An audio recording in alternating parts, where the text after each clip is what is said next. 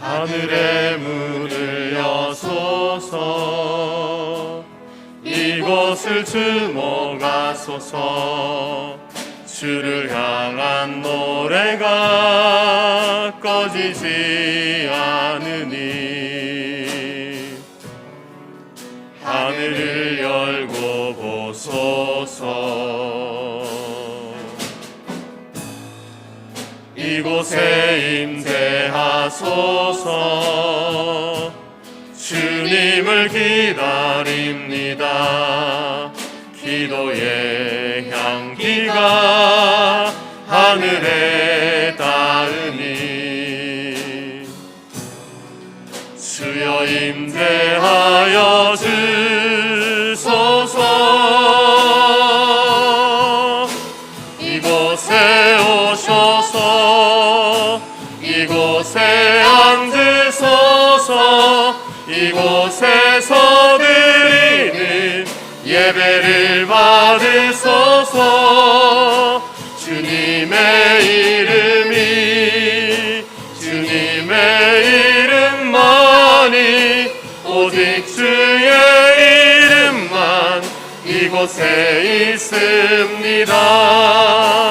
이곳에 오셔서 이곳에 앉으소서. 이곳에서 드리는 예배를 받으소서. 주님의 이름만이 오직 주의 이름만 이곳에 있습니다.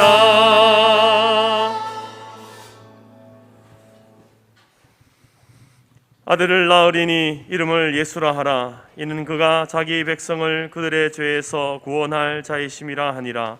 이 모든 일이 된 것은 주께서 선지자로 하신 말씀을 이루려 하심이니 이르시되 보라 처녀가 잉태하여 아들을 낳을 것이요 그의 이름을 임마누엘이라 하리라 하셨으니 이를 번역한즉 하나님이 우리와 함께 계시다 함이라.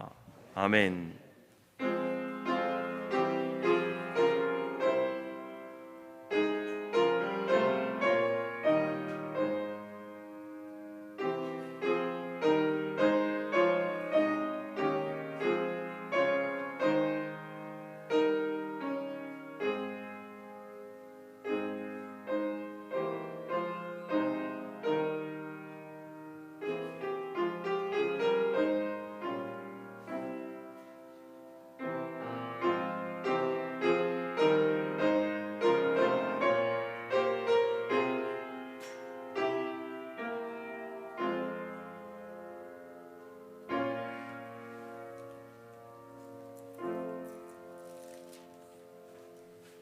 찬송가 104장입니다.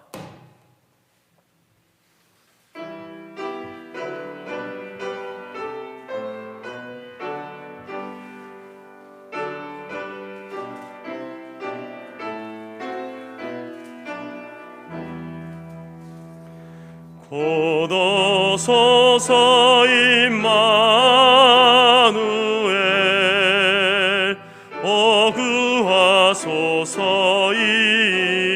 이스라엘. 그 포로 생활 곧 알파 메시아 기다립니다.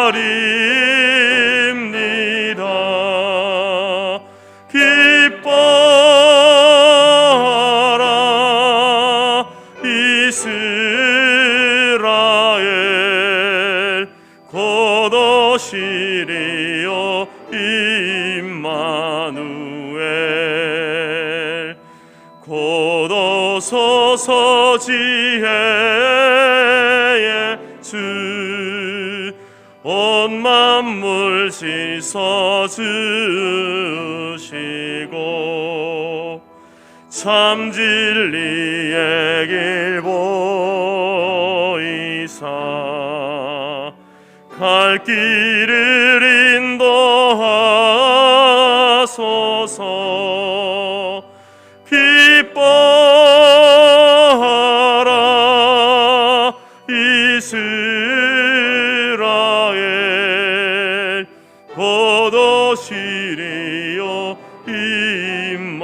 임마누엘 곧어서서 소망의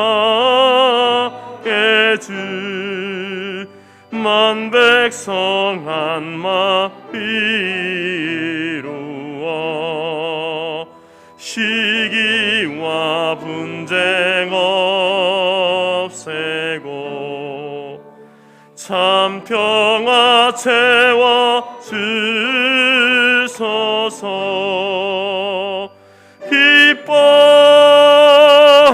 기뻐하라 이스라엘 곧 오시리요 임마누엘.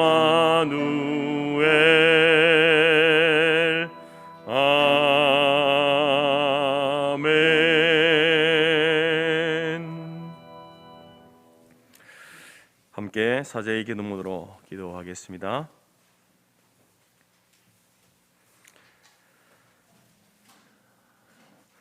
하나님 아버지, 우리는 주님 앞에 나올 수 없는 죄인입니다.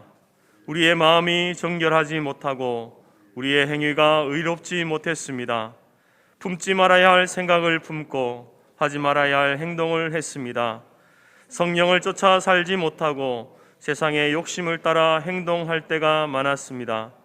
말씀을 따라 살지 못하고 세속의 가치를 따라 살았습니다. 이 시간 전심으로 우리의 죄를 뉘우치고 회개하오니 용서해 주옵소서.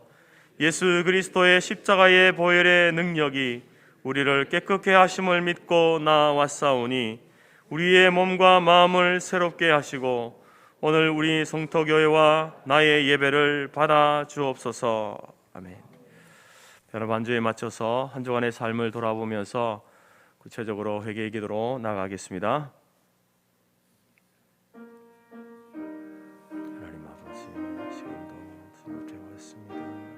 우리가 우리의 약함과 우리의 무너짐과 우리의 죄 주님 앞에 설 수 없는 일이지만 주님의 보혈을 의지하여 나아왔사오니 하나님 우리를 받아주시옵소서. 말로써 행동으로써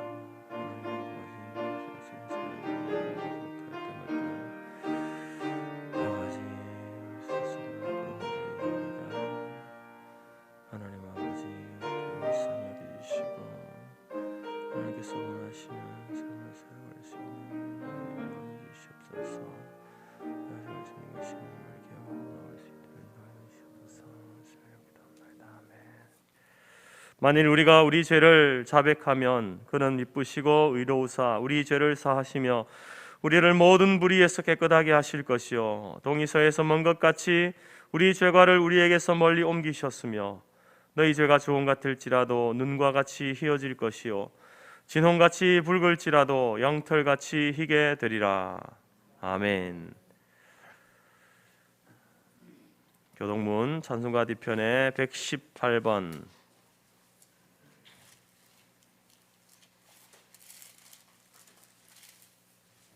구주광님 네 번째입니다.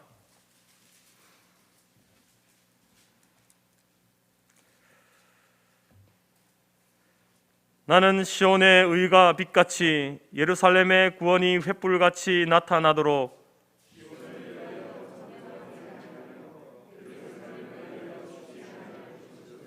이방 나라들이 내 공의를 뭇 왕이 다 내 영광을 볼 것이요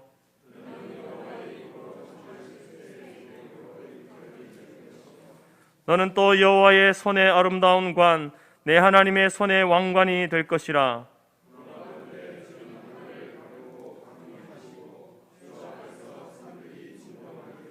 불이 섭을 사르며 불이 물을 끓임 같게 하사 주의 원수들이 주의 이름을 알게 하시며 이방 나라들로 주 앞에서 떨게 하옵소서.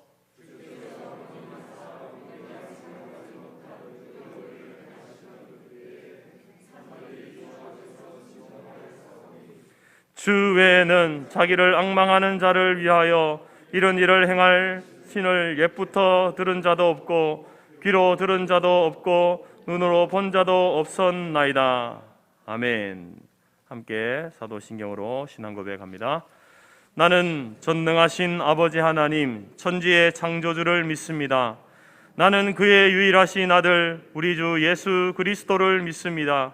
그는 성령으로 잉태되어 동정녀 마리아에게서 나시고 본디오 빌라도에게 고난을 받아 십자가에 못 박혀 죽으시고 장사된 지 사흘 만에 죽은 자 가운데서 다시 살아나셨으며 하늘에 오르시어 전능하신 아버지 하나님 우편에 앉아 계시다가 거기로부터 살아있는 자와 죽은 자를 심판하러 오십니다.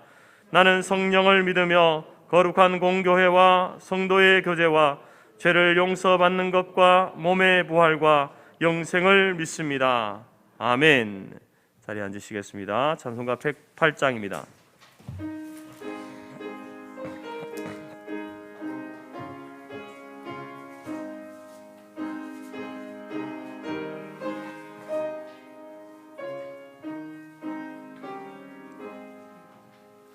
그 어린 주 예수 늘 자리 없어 그 귀하신 몸이 구유에 있네.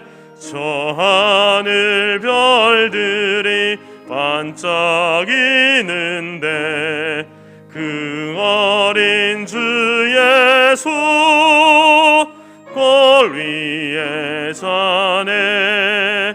저 육축 소리에 아기 잠깨나 그 순하신 예수 오시지 않네.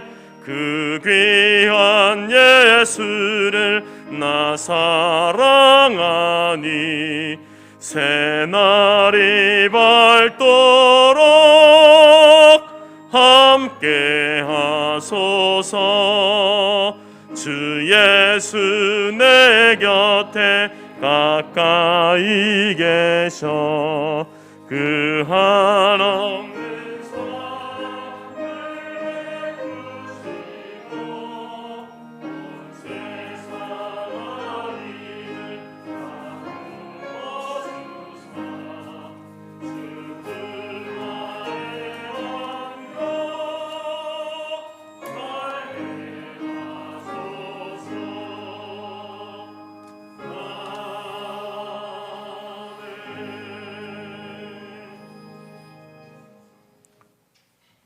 우리를 사랑하시어 우리의 죄를 대속하실 수 있는 독생자를 보내주신 성부 하나님, 능력의 영으로 사랑의 영으로 우리 안에 거하셔서 우리의 보호자 되시고 위로자 되시는 성령 하나님, 영광과 존귀를 올려드립니다.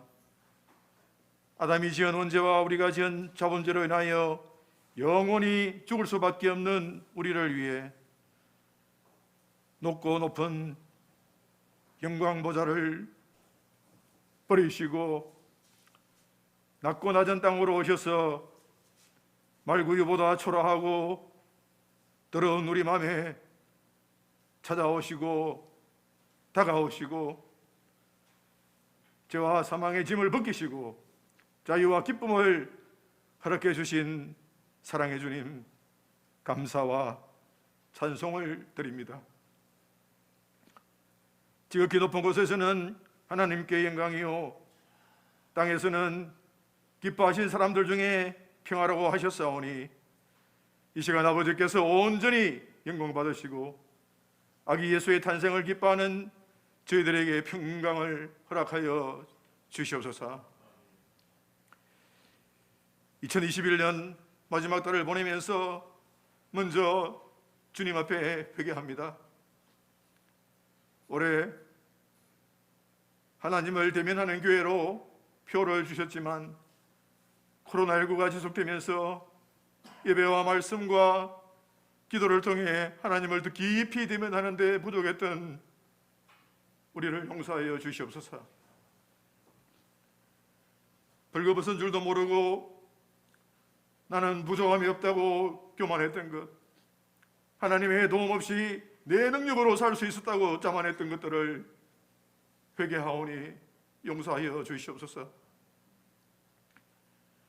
우리의 믿음이 덥지도 차지도 않고 미지근하여 그리스도의 편지가 되지 못했고 빛으로 소금으로 살지 못하여 예수의 흔적을 가지지 못했고 하나님의 뜻 가운데 온전히 서지 못하여 우리 삶 속에서 예수의 향기를 들어내지 못했음을 용서하여 주시옵소서.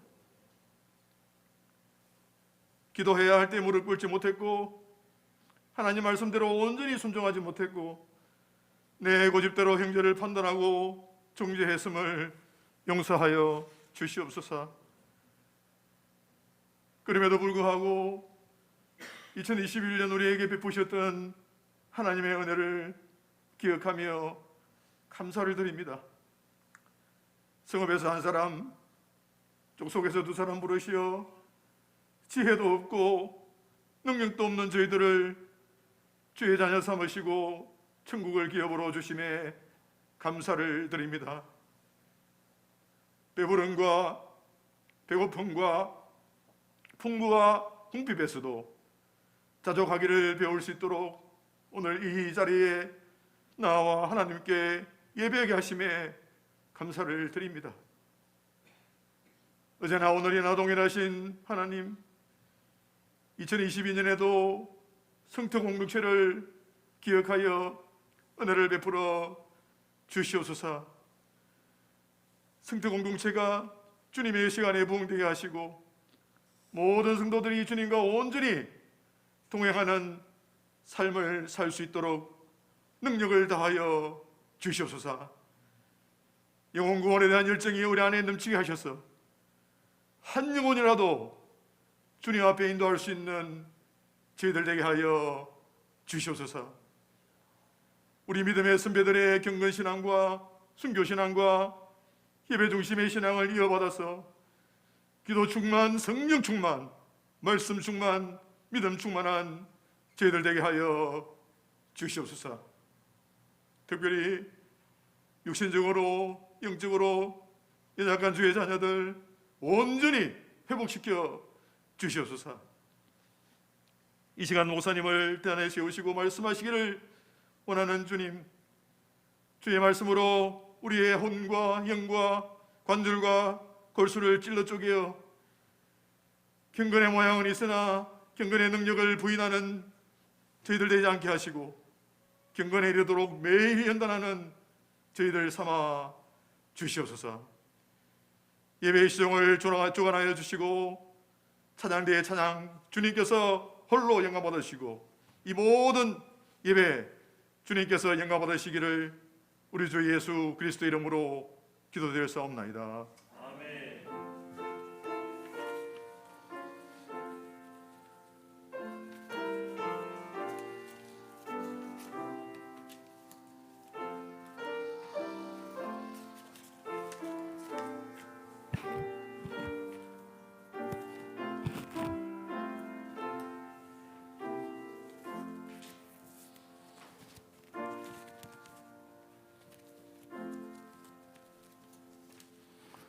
네, 반갑습니다. 지진을 뚫고 왔습니다. 여러분 걱정하셨죠? 예, 저도 제주도 산지 30년 되는데 그런 지진 저도 처음 경험했습니다. 참 우리의 힘으로 할 수 있는 게 아무것도 없음을 또 깨달았습니다. 여러분들 사랑하고 축복합니다. 하나님은 영이시니 예배하는 자가 영과 진리로 예배할지니라. 우리 현장 예배와 온라인 예배 참석하신 모든 성도님들 주님 이름으로 축복하고 환영을 드립니다. 오늘은 대강절 넷째 주일입니다. 대강절은 메시아 되신 주님의 초림과 심판주 되시는 주님의 재림을 기다리는 절기입니다. 믿음으로 준비하시고 용서를 준비하시고 사랑을 준비하시기를 바라고요. 우리 입술과 손과 발을 통해서 성탄의 소식을 온 가정과 이웃에 전하는 기간이 될 수 있기를 바랍니다. 힘들고 외로운 이웃들, 소외되고 병든 이웃을 돌아보면서 따뜻한 사랑을 전달할 수 있기를 바랍니다. 교회 사랑의 빵은 교회 뒤편에 있고요. 성탄 감사 예배 때 시간에 드리기를 바랍니다. 사랑의 열매와 구세군 냄비는 가까운 곳으로 가셔서 후원해 주시면 감사드리겠고요. 이번 주 토요일 오전 11시에 성탄 감사 예배 드립니다. 미리 성탄 감사 예물을 준비하셔서 그때 드리시면 되겠습니다. 토요일 새벽 6시 30분에 성탄 새벽 예배를 또 드립니다. 지금 우리 교회 신년도 교회 주소로 빨간 준비 중인데요. 여러분 주소와 연락처와 그 다음에 변경된 사항들 다음 주일까지 우리 송경환 강목사님께 알려주시기를 부탁을 드리겠습니다. 지금 참 이 코로나가 지금 참 끝이지 않는데요. 또 새로 지금 거리두기가 조정이 되었습니다만은 특별히 우리 교회는 이제 큰 영향이 있기 때문에 여러분 지금까지 해오신 대로 그대로 잘 하시면 될 것 같습니다. 1월 2일까지 지금 지난 토요일부터죠. 1월 2일까지 새로운 거리두기 지금 예배 참석인이 조정되었습니다만은 30%가 가능하지만 우리 교회는 1부와 2부 예배를 나눠서 드리고 있고 또 본당에는 45명까지 참석이 가능합니다. 그래서 기존의 예배 인원과 방식대로 그대로 여러분들 하시면 되겠습니다. 그러나 특별히 우리가 이럴 때수록 개인 방역에는 철저히 하시길 바랍니다. 이번 주 수요일 22일 수요일 기도회에 최영길 선교사님께서 오셔가지고 말씀 전거하고 선교 사역 보고회를 갔습니다. 최 선교사님은 서울로의 해외 구역회 소속인데요. 현재 파라과이의 아순시온에서 성리 선교교회를 섬기고 계시고 미전도 종족인 인디오 부족들을 위해서 사역하시고 계시고 또 소피아 신학대학에서도 사역을 하고 계십니다. 여러분들 많이 참석하셔가지고 비전 나누시고 또 선교사님들을 위로해 주시고 또 기도하는 시간 가지시면 감사하겠습니다. 25일 토요일 오전 11시에 성탄 감사 예배를 연합 예배로 드리겠습니다. 그리고 본당과 초등부실에서 실시간 방송으로 드립니다. 자석수는 각 층에 45명까지 해서 90명까지 드릴 수 있기 때문에 참석하시기 바랍니다. 그 다음에 다음 주일에 다음 세대의 졸업 예배가 있습니다. 우리 교우 소식 알려드리겠습니다. 지난 6년이 아니고 7년 6개월 동안에 초등부 사역으로 섬겨주셨던 송현순 전도사님께서 12월 26일부로 사임을 하게 되었습니다. 그동안에 헌신적으로 섬겨주신 우리 전도사님께 감사를 드리고 여러분들도 많이 위로해 주시기를 바라고요. 다음 주일에 위로의 시간을 갖도록 하겠습니다.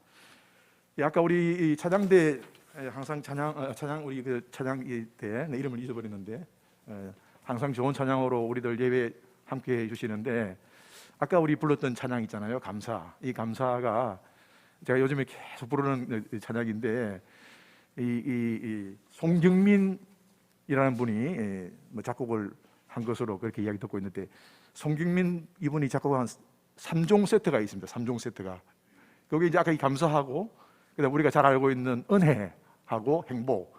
그래서 제가 이제 이 3종 세트를 요즘에 저는 이제 우리 가족들도 부르고 우리 형제들에게도 막 나눠주고 미국에 또 소식 오면 또 나눠주고 악보도 보내드리고 동영상도 보내드리고 막 이렇게 하고 있거든요. 아마 여러분들 이 연말 마무리 하시면서 뭐 우리 그 세 개면 충분하지 않아도 그 세 개면은 좋을 것 같아요. 은혜와 행복과 감사 여러분들 많이 부르시기 바랍니다. 감사합니다.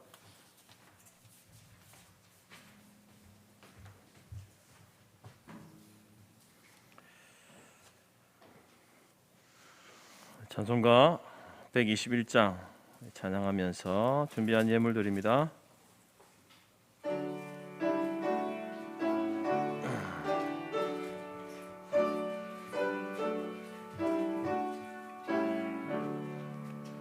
우리 구주나신 날 먹자 영광 볼 때에 천사 찬송하는 말 예수 과연 나셨네. 우리 임금 우리 주 모두 함께 절하세. 예수 그리스도 우리 주 베들레헴에 나셨네. 천사 노래 듣고서 베들레헴 가보니 나신 아기 누군가 예수 예수 과연 나셨네. 우리 임금 우리 주 모두 함께 절하세. 예수 그리스도 우리 주 베들레헴에 나셨네. 목자처럼 우리도 나아가서 엎디세.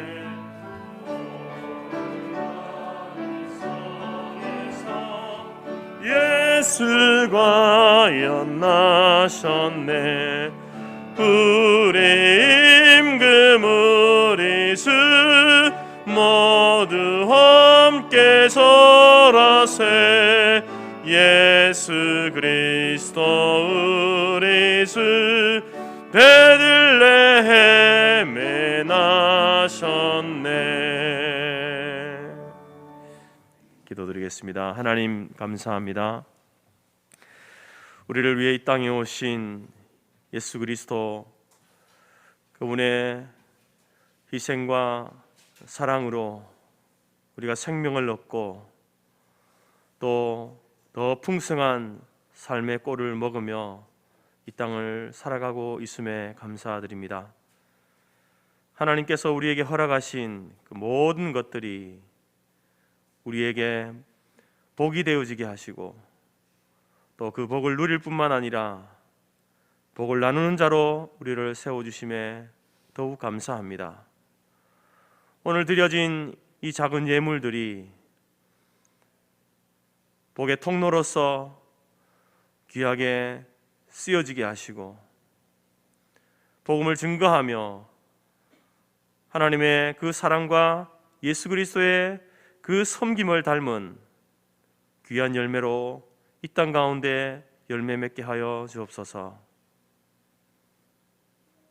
하나님께서 예수 그리스도를 통해서 보여주신 그 놀라운 사랑이 얼마나 크고 놀라운 것인지 우리의 머리로, 우리의 가슴으로, 우리의 손과 발로 알게 하시고 깨닫게 하시고 실천할 수 있는 금은절기가 될 수 있도록 인도하여 주옵소서.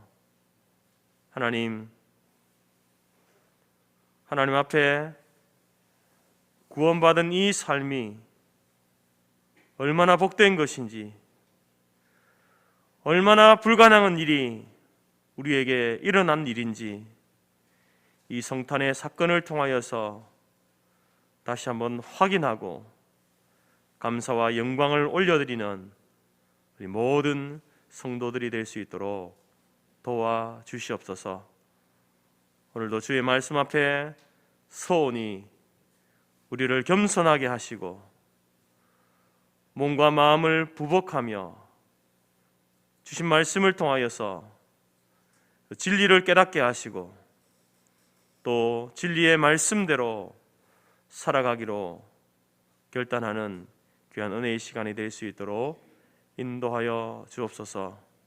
육신의 연약함과 삶의 질고로 함께하지 못한 주의 백성들을 기억하시고 그들의 그 삶의 자리에도 이 시간 찾아가 위로하시고 말씀으로 세워 주옵소서. 감사드리며 예수님의 이름으로 기도드립니다. 아멘.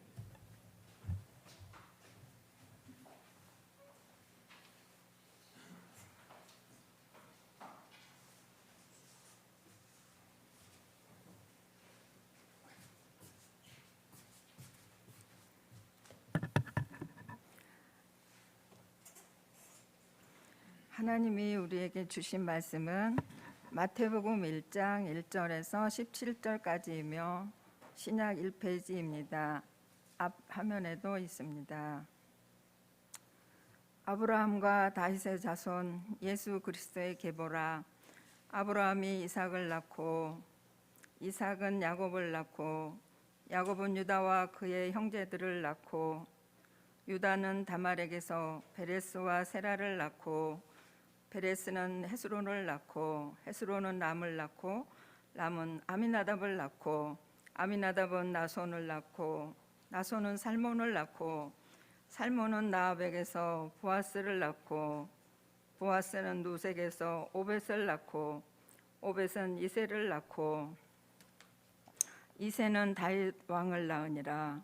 솔로몬은 르호보암을 낳고 르호보암은 아비야를 낳고 아비야는 야사를 낳고 아사는 여호사밧을 낳고 여호사밧은 요람을 낳고 요람은 우시야를 낳고 우시야는 요담을 낳고 요담은 아하스를 낳고 아하스는 히스기야를 낳고 히스기야는 므낫세를 낳고 므낫세는 아몬을 낳고 아몬은 요시야를 낳고 바벨론으로 사로잡혀 갈 때에 요시야는 여고나와 그의 형제들을 낳으니라.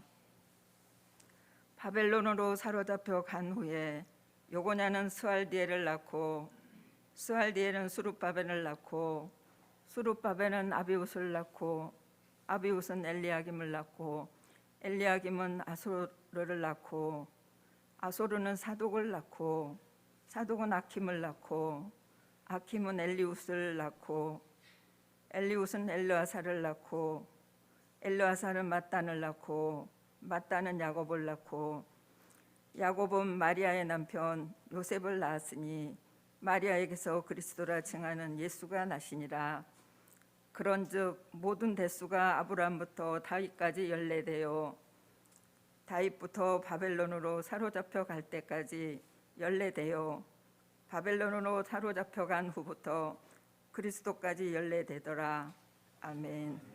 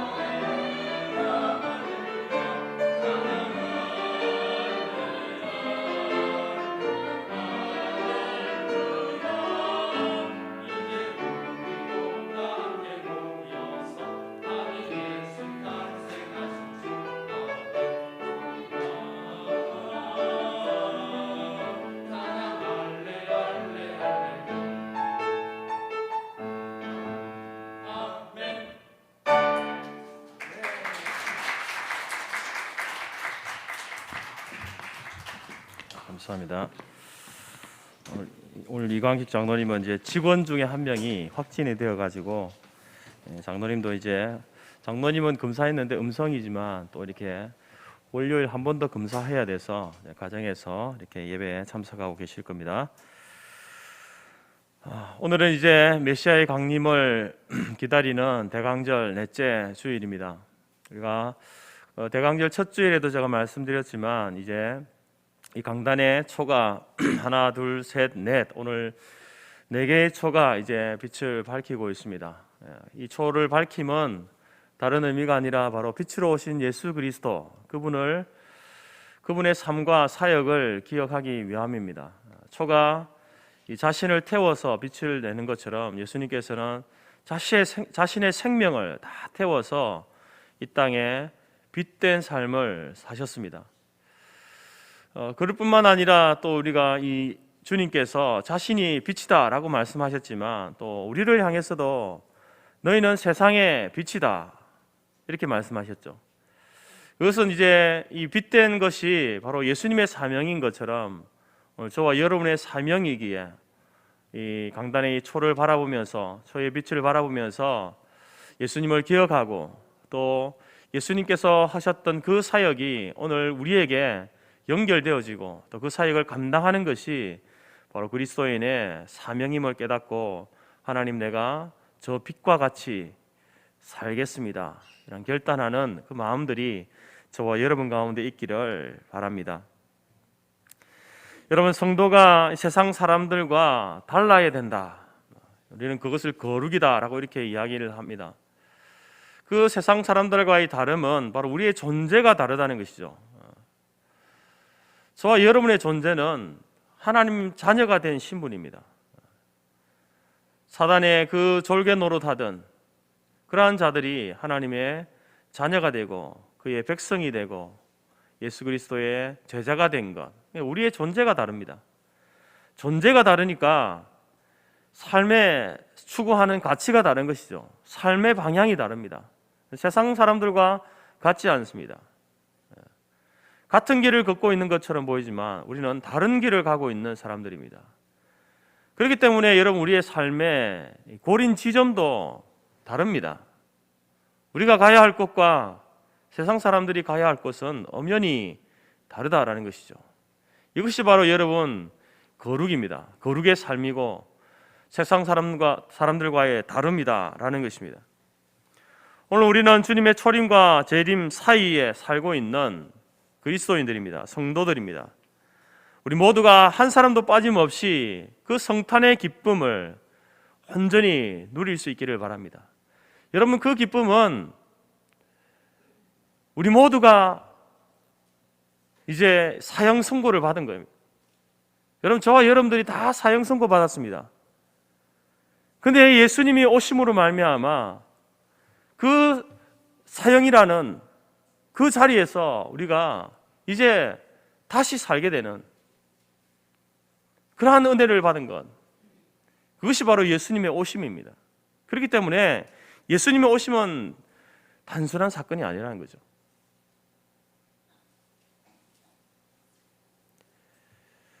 뿐만 아니라 주님의 재림, 그 재림을 기다리면서 지혜로운 다섯 처녀와 같이 우리가 하나님 앞에서 또 세상 속에서 마지막 때를 잘 준비하고 성숙한 지혜로운 삶을 살아가기로 마음에 다짐하는 저와 여러분이 될 수 있기를 간절히 바랍니다.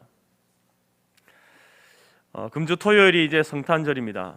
그래서 오늘과 또 토요일 성탄 새벽 예배와 또 토요일 11시 성탄절 예배 이 세 차례에 걸쳐서 마태복음, 마태가 기록하고 있는 이 성탄의 사건들을 살펴보므로 그 가운데에서 우리가 다시 한번 복음을 만나는 귀한 은혜가 있기를 간절히 바랍니다. 그 첫 번째로 오늘은 이제 마태복음 1장 1절로 17절까지 말씀, 이 마태가 기록하고 있는 예수님의 이 족보의 내용 속에서 우리가 복음을 만날 수 있기를 바랍니다. 먼저 여러분, 우리가 살펴볼 것은 이 마태라고 하는 사람이 누구인가라는 것입니다. 마태는 예수님의 12제자 중에 한 사람입니다. 마태는 이제 예수님을 만나기 전에는요, 그 이름이 레위였습니다. 그리고 그의 직업은 세금을 거두는 세관원이었습니다. 당시 사람들에게 있어서 이 세관원, 세리라고 하는 이 직업을 가진 사람은요, 매국노였습니다. 책정되어진 금액보다 훨씬 더 많은 그 돈을 거두어서 이제 로마에다가 갖다 바치는 그러한 일을 했기 때문에 사람들로부터 매국노라는 그런 멸시와 미움을 받았던 사람입니다. 그리고 그 당시에 죄인 하면은 그 죄인의 대명사가 여러 부류의 사람이 있는데 그 중에 한 사람이 바로 세리였습니다. 세리는 이코로 죄인이다, 이렇게 인식되었던 사람입니다.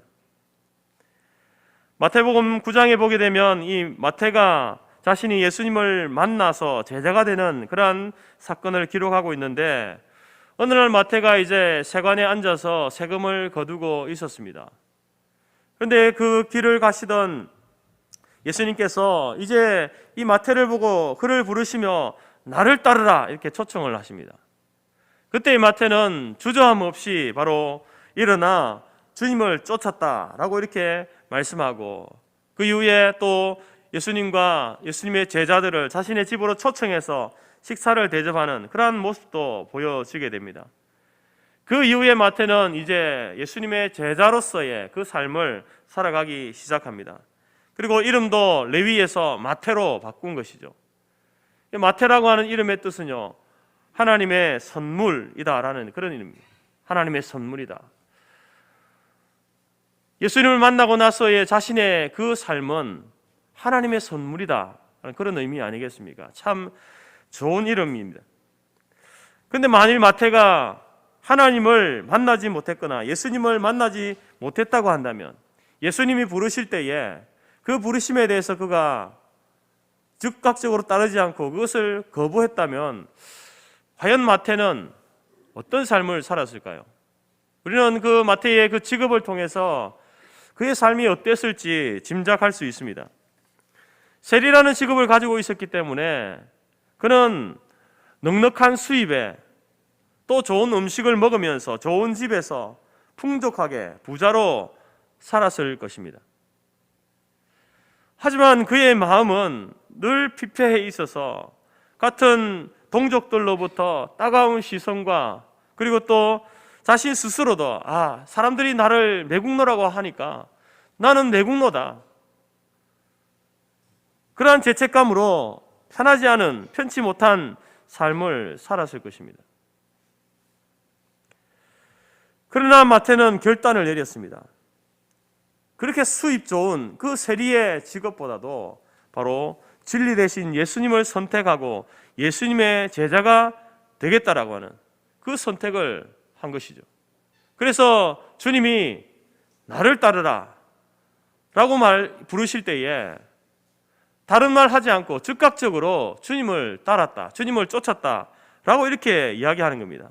마태복음 9장 9절에 이르시되 나를 따르라 하시니 일어나 따르니라. 여러분, 이 마태가 나중에 이제 우리 개혁성경, 신약성경의 첫 번째 책인 마태복음, 이 복음서를 기록한 사람이 될 것이다라고 누가 생각했겠습니까?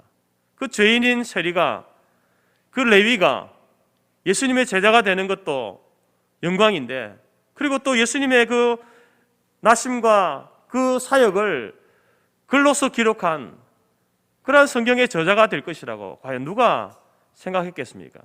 아마도 마태 자신도 생각하지 못한 일들이었을 겁니다.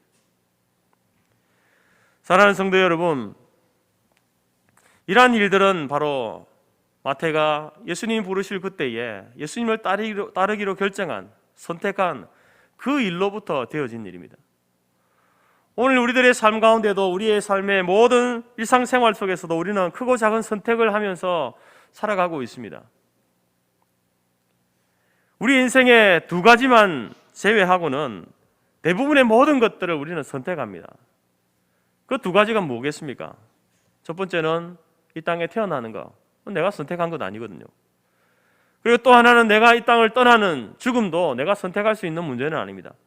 이 태어나는 것과 죽는 것, 그것을 제외하고는요, 대부분의 모든 것들은 우리가 이 땅을 살아가면서 내가 결정하고 선택하는 것들입니다.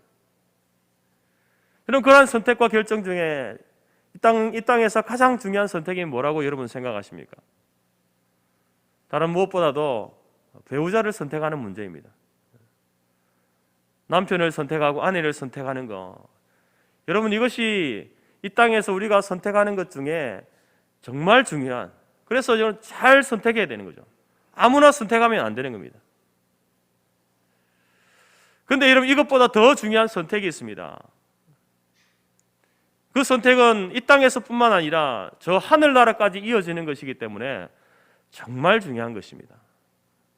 눈치가 빠른 분들은 무엇인지 알겠죠? 그것은 바로 우리의 영생과 관련되어진 문제입니다. 바로 예수 그리스도, 예수님을 나의 구주, 나의 하나님으로 믿기로 결정하는 것, 선택하는 것, 이것입니다.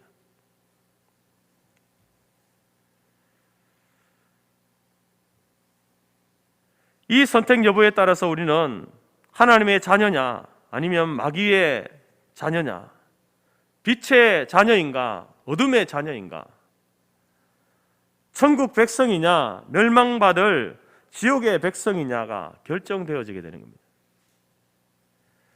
물론 여러분, 우리가 먼저 하나님을 사랑한 것은 아닙니다. 우리가 먼저 하나님을 선택한 게 아닙니다. 하나님께서 우리를 먼저 사랑하시고 우리를 먼저 하나님의 그 작전 가운데에 예정하시고 우리를 선택해 주셨습니다. 그런데 우리 눈에 보여지는 것은 뭡니까? 내가 마치 하나님을 선택하고 내가 예수님을 선택한 것처럼 보여지는 것입니다. 그런데 그런 선택과 결정이라 할지라도 하나님께서는 그것을 존중하시는, 귀하게 여기시는 겁니다. 이처럼 예수님을 만난 인생과 그렇지 못한 인생의 결과는 하늘과 땅 차이입니다. 오늘 세리마태는 좋은 것과 나쁜 것 중에 좋은 것을 선택한 사람입니다. 예수님께서 찾아오셔서 부르실 그때에 다른 것을 다 버려두고 예수님을 따라 쫓아간 그 선택, 그 인생에서 가장 귀한 선택입니다. 가장 좋은 선택입니다.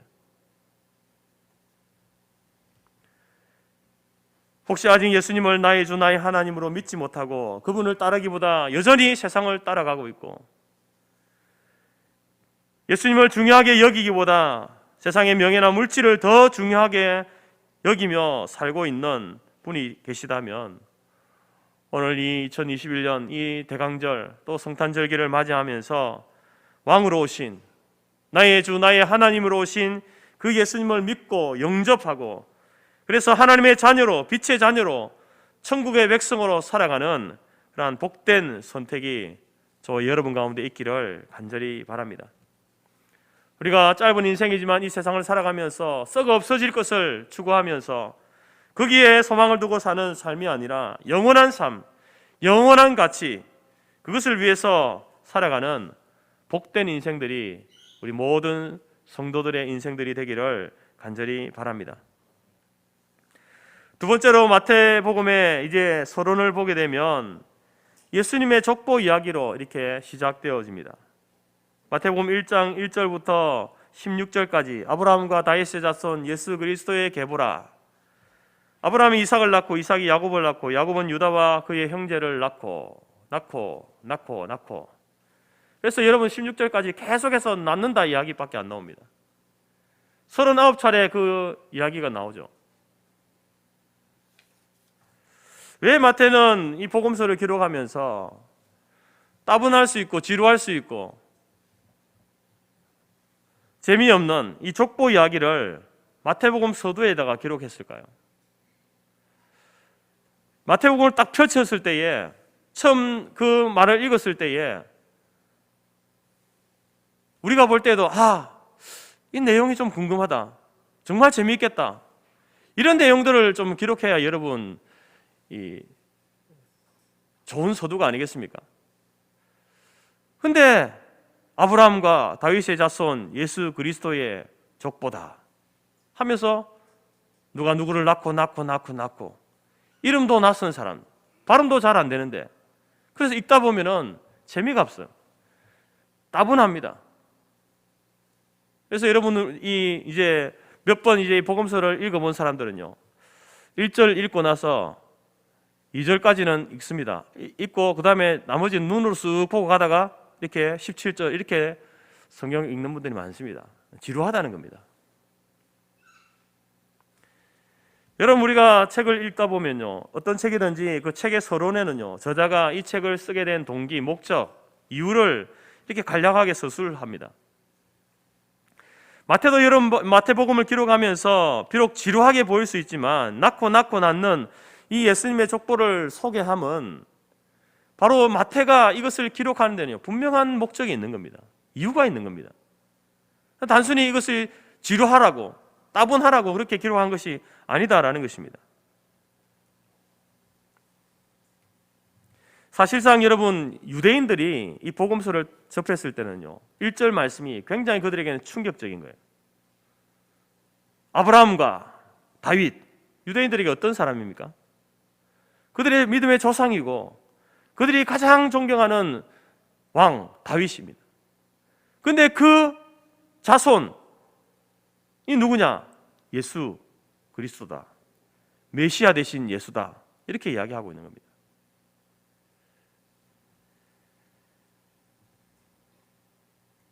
여러분, 이 마태는 예수님의 이 족보를 통해서 예수님을 이야기하면서 이 예수님이 역사 속에서 실제했던 분이다라는 사실을 우리에게 강조하고 있는 것입니다.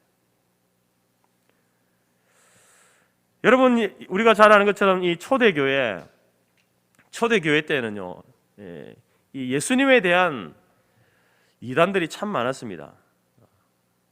신학적으로는 기독론적인 이단이다 이렇게 이야기하는데요. 예수님을 하나님으로 믿지 않는 사람들, 예수님이 참 인간으로 오셨다는 것을 믿지 않는 사람들, 예수님의 십자가 죽으심을 믿지 않는 사람들, 예수님의 성육신을 믿지 않는 사람들, 예수님의 부활을 믿지 않는 사람들, 예수님의 승천을 믿지 않는 사람들, 이런 사람들이 참 많았습니다. 그래서 그 사람들이 이제 이 성경을 다른 사람들에게 이야기할 때에 어떻게 하면은 이 참 믿기 힘든 이 이야기들을 사람들로 하여금 이렇게 이해하게 할까? 그래서 자꾸 이제 이 성경 이야기를 사람들의 이 머리로 이해할 수 있게끔 자꾸 설명하려고 그렇게 애쓴 겁니다. 그렇게 해서 이단이 나온 거예요, 사실은. 근데 마태는 이 예수님의 그 성탄의 사건과 예수님의 그 삶과 사역을 기록하면서 단순히 사람들에게 그것을 쉽게 이해하도록 하기 위해서 기록한 게 아닙니다. 마태는요, 그 역사적인 그 사건이 실제 일어났다, 일어날 수 없는 일이 일어났다라는 것을 이야기하고 싶은 겁니다. 그래서 이 예수님이라는 분이 어떤 신화적인, 사람들이 만들어낸 신화적인 존재이거나 혹은 가공의 존재, 허구의 인물이 아니라 역사적인 인물이다. 바로 이스라엘 그 유대 땅 베들레헴의 진짜 말구유에서 나신 분이다. 이것을 이야기하고 싶은 겁니다.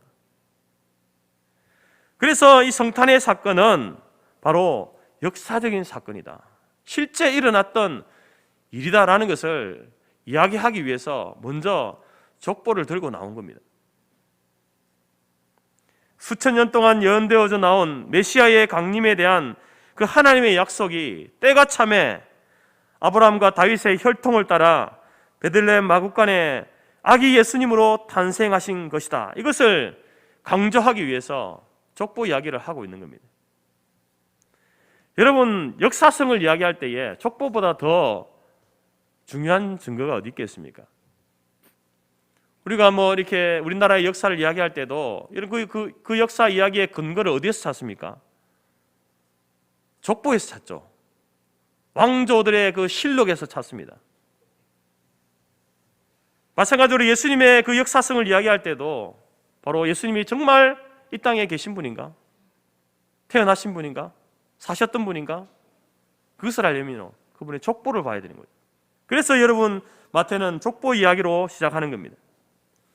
이 땅에 많은 이제 뭐 웬만한 가문들은요, 다 가문에 뿌린 그 자랑하는 족보를 다 가지고 있지 않습니까? 마찬가지로 예수님도 마태복음 1장에서 그 예수님의 족보를 우리에게 소개하면서 바로 예수님께서 이 땅에 실제로 사셨던, 역사하셨던 그런 분임을 우리에게 강조하고 있는 겁니다. 물론 여러분, 예수님께서는 역사 위에 계신 분입니다. 시간을 초월하여 계신 분이 우리 예수님 아니십니까? 성자 예수님, 성자 하나님이십니다. 그런데 역사 위에 계신, 역사를 초월해 계신 그 예수님께서 바로 역사 속으로 들어오신 겁니다. 우리가 이 땅에 태어난 것처럼 예수님도 육신의 몸을 입고 이 땅에 태어나신 거예요. 하나님이신 분이 바로 사람으로 이 땅에 오셨다라는 겁니다. 그것을 증명하는 것이 바로 이 족보라는 것입니다. 아브라함과 다윗의 혈통으로 메시아 대신 예수님께서 오셨다. 마태는 이것을 강조하고 싶은 겁니다. 따라서 우리가 이 복음서를 읽으면서, 마태복음을 읽으면서 예수님의 족보 이야기를 읽을 때에 우리는 이 족보를 대할 때마다 역사 위에 계셨던 그 예수님, 시간을 초월해 계셨던 그 예수님이 역사 속으로 오셨고, 그리고 그분이 아브라함과 다윗의 혈통으로 오신 메시아이심을 믿어야 하는 겁니다. 그것을 믿으라고 이것을 기록해 준 거예요. 단순히 읽으면서 지루하고 따분하라고 족보를 준 것이 아니라 바로 역사 위에 계셨던 그 예수님, 그분이 육신을 입고 역사 속으로 오셔서 실제 유대 땅 베들레헴에서 태어나셨고 나사렛에서 자라시고 이스라엘 전역을 다니면서 하나님 나라의 복음을 증거하신 분이다. 이것을 여러분 믿으라고 이 족보를 우리에게 남겨준 겁니다.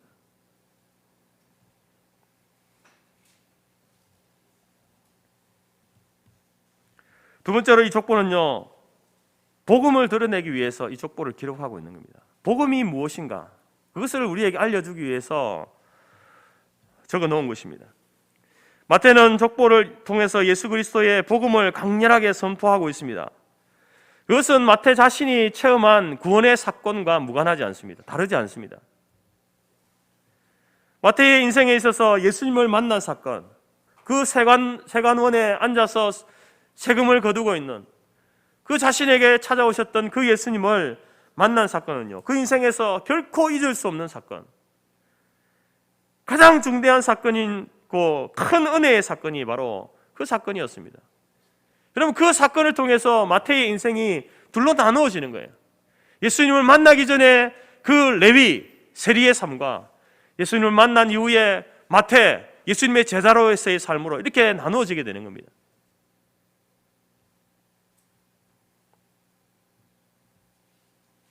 자신의 동족들에게 사람 취급받지 못했던 세리인 마태를 찾아가 주시고 구원해 주시고 제자로 삼으셔서 주님의 생애와 사역을 전하는 삶을 살게 해주신 그 감격을 그는 잊을 수가 없습니다.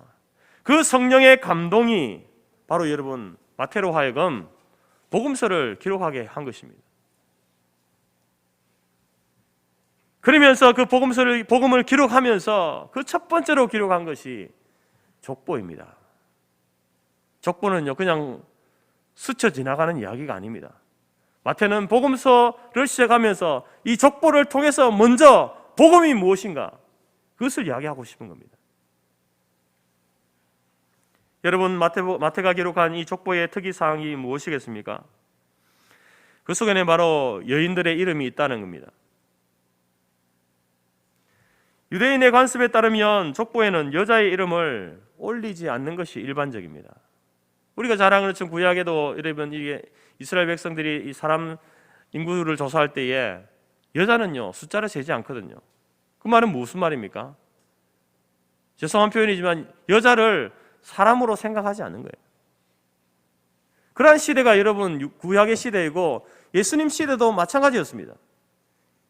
여성의 인권은 거의 없다고 봐도 무방합니다.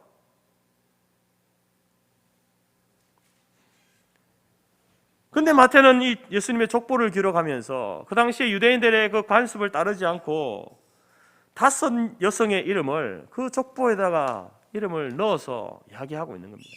유대인들이 이 족보를 읽을 때예요, 깜짝 놀라는 겁니다.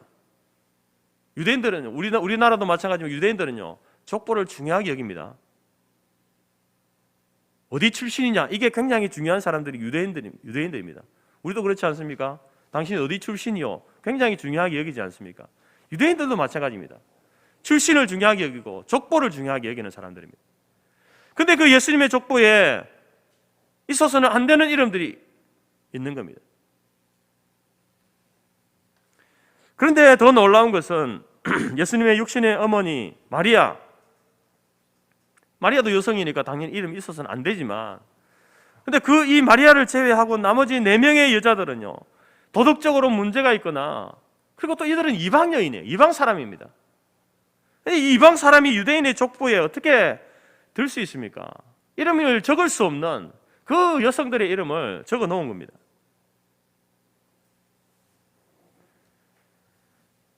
삼 절에 나오는 다말, 여러분, 다말은 어떤 여자입니까? 유다는 다말에게서 베레스와 세라를 낳았다, 이렇게 기록합니다. 유다는 다말의 남편이 아니죠. 유다는 다말의 시아버지입니다. 다말은 유다의 며느리입니다. 근데 시아버지와 며느리가 관계하여서 쌍둥이 베레스와 세라를 낳았다, 이것을 그 족보에다 기록한 겁니다. 얼마나 수치스러운 일입니까? 나쁘끄러운 일입니까? 왜 마태는 이것을 예수님의 족보에다가 이름을 기록하고 있는 겁니까? 두 번째로 5절에 나오는 라합은 어떤 여자입니까? 살몬은 라합에게서 보아스를 낳고, 라합은요, 유대인이 아닌 가나안 땅 여리고성에 사는 이방 여자입니다. 그의 직업은 무엇입니까? 우리 성경에는 기생 라합 이렇게 표현되어 있잖아요. 술 팔고 몸 팔던 여자입니다. 영어 성경에서는요, 노골적으로 창녀라고 이렇게 표현하고 있습니다. 근데 여러분, 예수님의 조상 가운데에 누가 있다는 겁니까? 지금 창녀가 있다는 거예요. 기생이 있다는 겁니다. 지금 요즘 표현으로 이 마태가 예수님을 디스하는 것 아니면 이게 뭡니까? 5절에 보면 룻이 나옵니다. 보아스는 룻에게서 오벳을 낳고, 오벳은 이새를 낳고, 이새는 다윗 왕을 낳았다. 룻도 모압 출신의 이방 여자입니다. 모압 땅에 이미 놓은 유대인 남편과 결혼해서 이제 남편과 시어머니 나오미를 통해서 이제 이 룻도 하나님을 알게 됩니다. 믿게 되어지죠. 그런데 젊은 나이에 남편이 죽습니다. 청산과부가 됩니다. 시어머니 나오미가 다시 고향 베들레헴으로 돌아갈 때에 며느리에게 이야기하죠. 너 다른 사람과 재혼해서 그냥 살아라. 나 따라오지 말고. 그때 여러분, 룻은 유명한 신앙 고백을 하게 됩니다. 룻기 1장 16절 17절 말씀인데, 룻이 이르되 내게 돌아가라 강권하지 마옵소서. 어머니께서 가시는 곳에 나도 가고 어머니께서 머무시는 곳에서 나도 머물겠나이다. 어머니의 백성이 나의 백성이 되고 어머니의 하나님이 나의 하나님이 되시리니 어머니께서 죽으시는 곳에서 나도 죽어 거기 묻힐 것이라. 내가 죽는 일 외에 어머니를 떠나면 여호와께서 내게 벌을 내리시고 더 내리시기를 원하나이다. 룻이 아주 위대한 신앙 고백을 하고 있는데, 여러분, 이 신앙 고백을 통해서 하나님께서 복을 주셔서 바로 베들레헴의 유지였던 보아스와 이제 재혼하게 되어지고, 그리고 인하여서 이제 이 룻이 다윗 왕의 증조모가 되는 그러한 복을 얻게 됩니다. 그런데 여러분, 이 룻은요, 유대인의 족보에 들 수 없는 이방인 아닙니까? 이방 여인입니다. 그런데 그것을 마태가 기록하고 있다라는 겁니다. 6절 하반절에 등장하는 우리아의 아내 밧세바는 어떤 여자입니까? 이새는 다윗 왕을 낳으니라. 다윗은 우리아의 아내에게서 솔로몬을 낳았다. 여러분, 다윗은 이 밧세바에게서 솔로몬을 낳았다 이렇게 하지 않습니다. 성경은 다윗은 우리아의 아내에게서 솔로몬을 낳았다. 여러분, 이 좀 국어만 잘해도 지금 이 둘의 관계가 어떤 관계인지 알 수 있습니다. 아, 불륜이구나. 마태가 여러분 이 불륜의 관계를, 다윗과 밧세바의 불륜의 관계를 족보책에다 기록하고 있는 겁니다. 여러분의 족보를 여러분 한번 보셨습니까? 이런 기록 보신 적 있습니까? 여러분, 우리아는 다윗의 충복 충신이었습니다. 그의 아내 이름은 밧세바였고요. 밧세바는 남편 우리아 장군이 전쟁터에 나가 있는 동안에 다윗 왕과 밧세바 사이에 불미스러운 성 스캔들을 일으킨 여자예요. 그리고 그 부끄러운 사건을 숨기는 과정에서 다윗 왕은 충신인 우리아를 최전방에 최전선에 보내어서 죽게 하는 간접 살인을 저지르기도 합니다.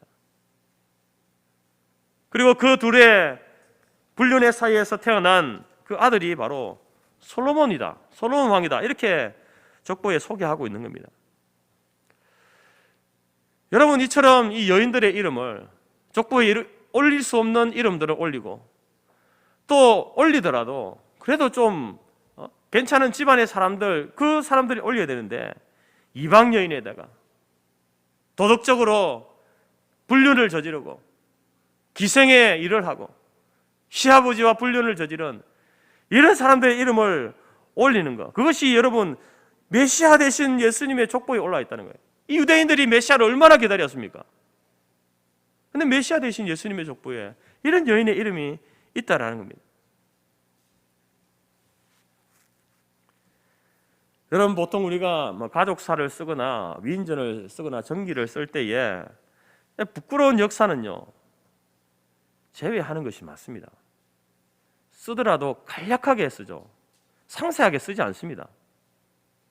그런데 우리가 성경을 보면요, 이 여인들이 어떠한 사람인지 너무나 상세하게 알 수 있는 거예요. 마태가 실수한 겁니까? 아니, 마태가 다 알고 있습니다. 그럼에도 불구하고 이것을 아주 구체적으로 그 이름들을 나열하고 있는 겁니다. 이 이름들이 예수님의 족보에 포함되어 있다. 단순한 실수가 아닌 겁니다. 마태는 의도를 가지고 이 이름들을 족보책에다 기록한 겁니다. 그 의도가 무엇이겠습니까? 예수님을 디스하기 위해서가 아닙니다. 이런 사람일지라도 예수님의 그 족보책에 이름이 오를 수 있는 그 영광을 가지게 된다. 성령의 감동을 받아 내가 기록해 나갈 이 복음서를 읽을 독자들이요, 이름조차 거론하기 거북스러운 이 부도덕한 여자들도 주님의 족보책에, 메시아의 족보책에 이름이 올라 있습니다. 그리고 이 복음서를 기록한 나 같은 탐욕스러운 세리도 바로 주님의 복음서를 기록하고 있습니다. 그렇습니다. 어떠한 죄인일지라도 아기 예수께 나와서 지은 죄를 회개하고 그 예수님을 나의 구주 나의 하나님으로 영접하면 구원받게 됩니다. 나만 아니라 여러분들도 예수 그리스도의 그 거룩한 족보에 이름이 오르는 복을 받게 됩니다. 이것이 제가 이 마태복음에서 여러분들에게 이야기하는 복음의 시작입니다. 이 복음을 위해서 아기 예수님이 이 땅에 오셨습니다. 영접하는 자, 곧 그 이름을 믿는 자들에게는 하나님의 자녀가 되는 권세를 주십니다. 여러분, 마태는 이 이야기를 하고 싶은 겁니다. 마태 복음서를 시작하면서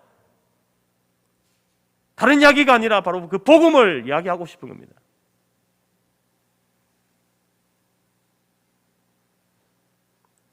그 목적을 가지고 이제 성탄의 사건을 이야기하기 전에 아브라함과 다윗의 자손 예수 그리스도의 계보라 족보를 소개하면서 미리 이미 그 속에 여러분 마치 보물을 숨겨둔 것처럼 복음을 숨겨놓고 우리에게 이야기하고 있는 겁니다.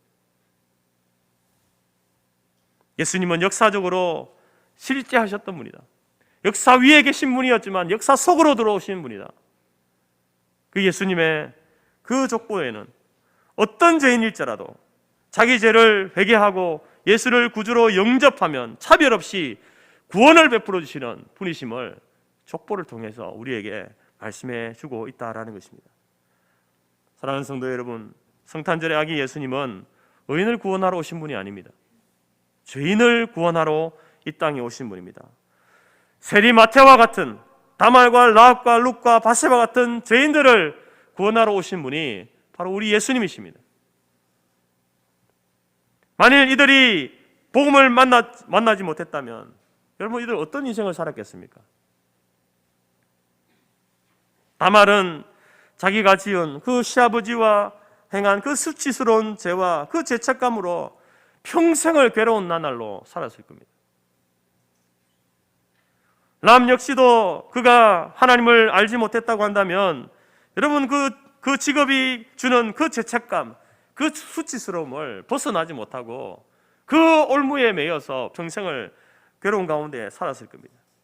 룻도 마찬가지입니다. 이방 여인, 모압 여인으로서 청산과부가 된 자신의 신세를 한탄하면서 그렇게 살지 않았겠습니까?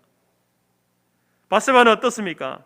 그렇게 좋은 남편을 배신하고 유부남 다윗과 간통하여서 불륜의 아이를 갖게 되는, 그 아이를 볼 때마다 자기의 그 수치스러움이 생각나는 그런 괴로운 인생을 살지 않았겠습니까?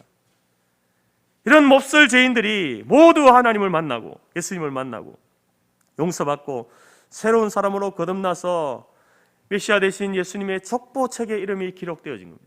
하나님의 놀라우신 은혜가 이들에게 임했다는 사실을 이야기하고 있는 겁니다. 그래서 그들은 더 이상 죄책감, 수치심으로 살아가는 것이 아니라 그 모든 죄에서 자유함을 얻었고 구원받은 당당한 하나님의 자녀의 신분으로 살았다. 그것을 우리에게 이야기하고 있는 겁니다. 오늘 살아가는 저와 여러분들은 어떤 인생입니까?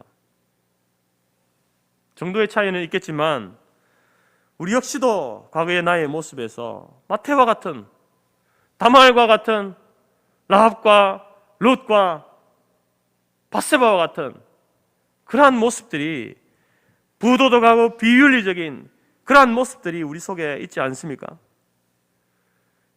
그러한 인생이 우리의 삶을 살아가게 되면요, 죄책감과 수치심으로 사람들의 따가운 시선과 비난 속에 살 수밖에 없는 인생들이 저와 여러분들입니다.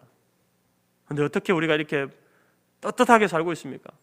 하나님 앞에 이렇게 떳떳하게 살고 있습니까? 하나님의 자녀라고 그리스도인이라고 당당하게 우리가 말하면서 살고 있습니까?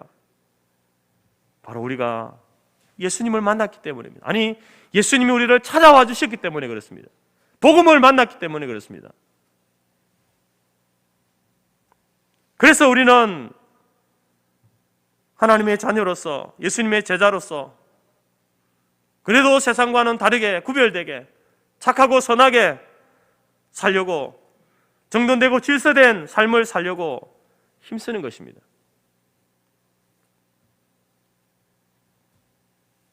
사랑하는 성도 여러분, 예수 믿기 이전에 다말 같은, 라합과 룻과 바세바 같은, 세리마테 같은 인생을 살았던 나에게 주님이 찾아오셨습니다. 역사 위에 계셨던 예수님이 역사 속으로 들어오셨습니다.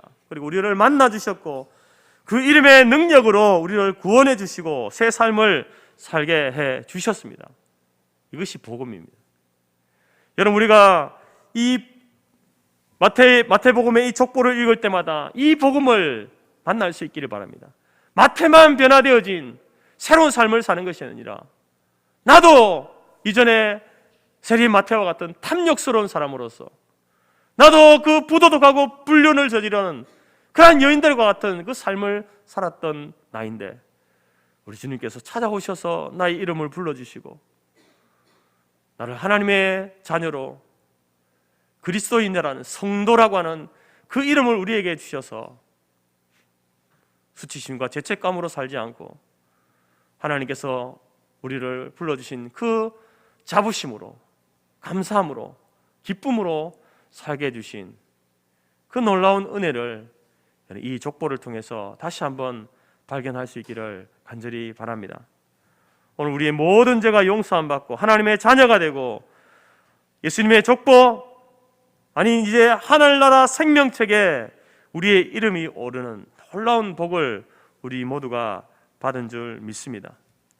오늘 우리는 예수님의 족보를 읽을 때마다 그동안 낯설고 따분하게 여겼던 그 무지함을 벗어버리고 그 속에 담겨진 깊은 그 복음을 우리 모두가 만날 수 있기를 간절히 바랍니다.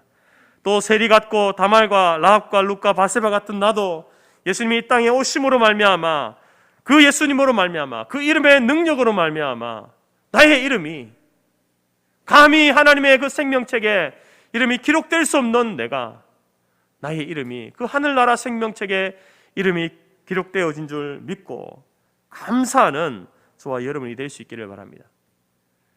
앞서 말씀드린 것처럼 여러분, 우리는 사형 선고받은 사람들입니다. 예수님께서 우리를 구원해 주셨다는 것은요, 단순히 내가 구원받았다, 천국 간다, 그런 가벼운 의미가 아닙니다. 물론 그것도 가벼운 것은 아니지만 여러분, 우리가 그것을 받아들일 때 나는 사형 선고받은 거예요. 사형 선고. 여러분, 사형입니다. 근데 그 예수님께서 이 땅에 오심으로 말미암아 우리에게 면죄부를 주신 거예요. 내가 죽어야 되는데 예수님께서 대신 죽어주신 겁니다. 우리를 살려주신 겁니다. 살려주셨을 뿐만 아니라 그 삶의 가치를 여러분 비교할 수 없을 만큼 높여놓으신 사건이 성탄의 사건이고 예수님의 십자가의 사건인 것입니다. 여러분, 오늘 우리들은 이 복음의 빚진 자로서 겸손함을 가지고 우리 남은 생애를 이제는 그 예수님을 인하여서 감사하고 기뻐하고, 이제는 그 예수님으로 말미암아 우리에게 베푸신 하나님의 그 놀라운 사랑을 평생 남은 생애 동안에 하나님, 내가 갚을 수 없는 은혜이지만 그 은혜를 갚으면서 살아가겠습니다. 하나님께 영광을 돌리는 삶을 살겠습니다. 그 길을 내가 선택하고 그 길을 걸어가겠습니다. 결단하고 다짐하는 저와 여러분이 될 수 있기를 간절히 바랍니다. 마태가 주님 부르실 때에 나를 따르라 할 때에 주저함 없이 주님을 따라갔던 것처럼 우리도 이제는 더 이상 세상 이리저리 둘러보지 않고 그것에 우리의 눈길, 우리의 마음, 우리의 발걸음 빼앗기지 않고, 주님, 나를 구원해 주셨으니, 나의 이름을 하늘나라 생명책에 기록해 주셨으니 이제는 내가 주만 위해 살겠습니다. 하나님 나라 복음을 위해서만 살겠습니다. 내 남은 모든 인생을 주 앞에 드리며 주의 영광을 드리며 살겠습니다. 다짐하고 결단하고, 그래서 그 길을 함께 걸어가는 우리 성토교회와 모든 성도들의 삶이 되어지기를 주님의 이름으로 축복합니다. 기도하겠습니다. 하나님, 감사합니다.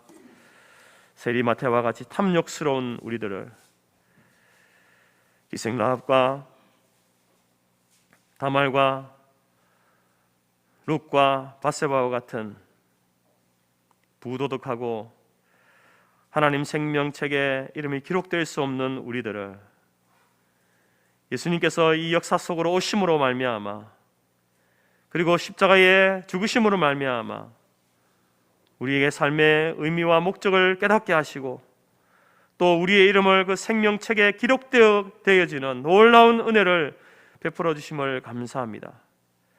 마태가 기록한 이 족보를 읽을 때마다 예수님께서 나를 위하여, 우리를 위하여 땅에 오심을 보게 하시고, 그 예수님의 오심으로 말미암아 그것이 우리에게 복음이 되어져서 이제는 죄책감과 수치심이 아니라 자부심과 그 영광스러움으로 주의 나라와 복음을 위해서 일할 수 있는 거룩한 신분, 거룩한 사명을 우리에게 허락하여 주셔서 감사와 기쁨과 감격 가운데 살아가게 하신 하나님의 놀라운 은혜를 볼 수 있도록 우리의 눈을 열어 주옵소서.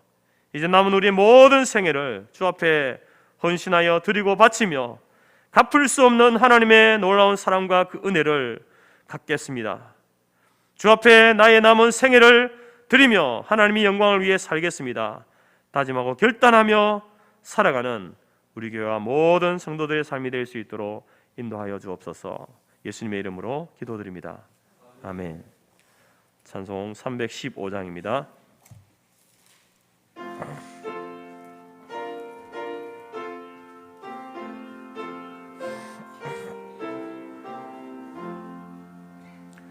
내 주 되신 주를 참 사랑하고 곧 그에게 죄를 다고합니다. 그는 은혜를 주신 내 예수시니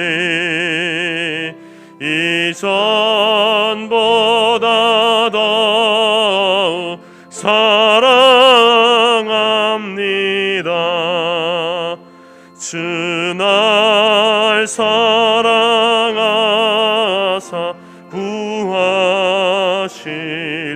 구하시려고 저 십자가 고난 당하셨도다.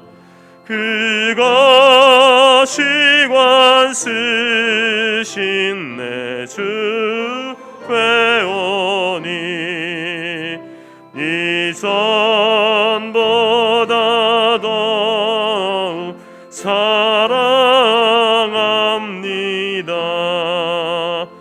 내 평생에 힘쓸 그 큰 의무는 주 예수의 덕을 늘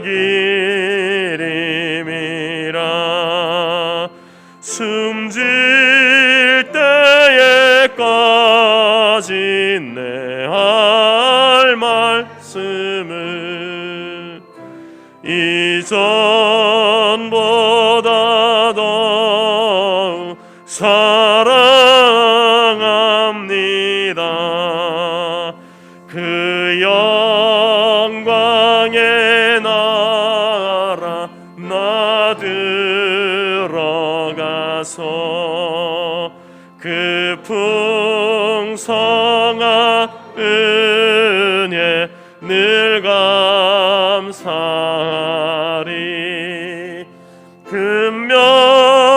금멸유관 쓰고 나 찬송할 말 이전보다 더욱 사랑합니다.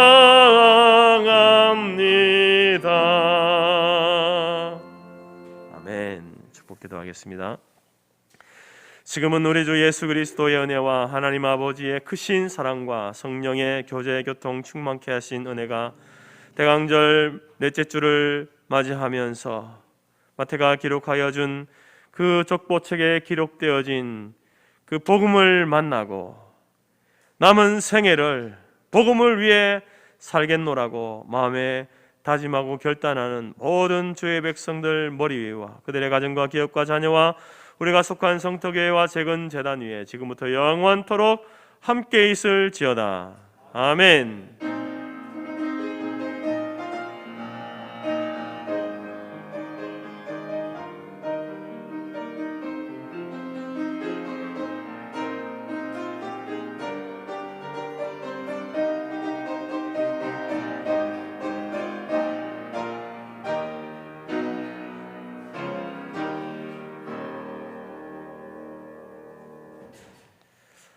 한 주간도 복음을 위해 살아가는 한 주간이 될 수 있기를 바랍니다. 예배를 마쳤습니다. 감사합니다.